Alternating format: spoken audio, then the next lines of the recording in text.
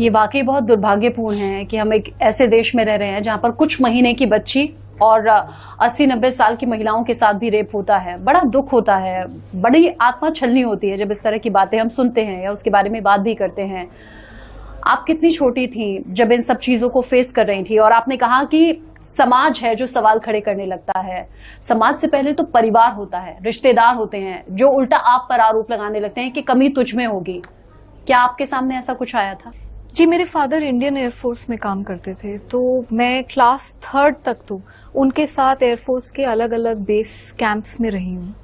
और मेरी मदर भी वहाँ रहती थी और मेरी मदर भी बहुत अंदर से टूटी थी, क्योंकि हमारे साथ तो यातनाएं होती थी लेकिन वो मेरी मदर को भी बहुत बुरी तरीके से मारते थे और उनके साथ भी हर तरीके का सेक्सुअल हैरेसमेंट होता था। वो आदमी जैसे ही उनके अंदर थोड़ी सी भी शराब चली गई, उन्हें पूरी बोतल पीनी थी। और जब वो पूरी बोतल पी लेते थे तो वो आदमी ही नहीं रहता था, वो पूरी तरीके से एक मॉन्स्टर बन जाता था, एक दैत्य बन जाता था। और उसके बाद वो नशे की हालत में क्या करता था शायद उसको भी नहीं पता था कि वो क्या करता था।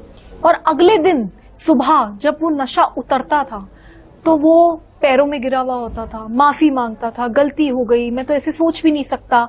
ये सारी चीजें मेरी माँ हर दिन देखती थी, हर दिन होता था। और उसने उनको इतना तोड़ दिया था कि उनकी पूरी जिंदगी बस इस पे होती थी कि आज मैं ऐसा क्या करूं कि मेरा हस्बैंड शराब ना पिए। लेकिन जब उन्होंने ये देखा कि उनके सेक्सुअल और डोमेस्टिक वायलेंस की वजह से उनकी बेटी की क्या हाल हो रहे हैं, उनका क्या हाल हो रहा है, तो उन्होंने बहुत हिम्मत दिखाकर क्लास 3 में कम से कम इतना तो किया कि मेरे को मेरे नानी नाना के पास भेज दिया। फिर भी लेकिन काफी बार घर वापस भी आना पड़ता था और मैं बहुत सहमी होती थी, बहुत डरती थी, बहुत घबराती थी, क्योंकि मैंने कितनी रातें बिस्तर के नीचे बिताई हैं।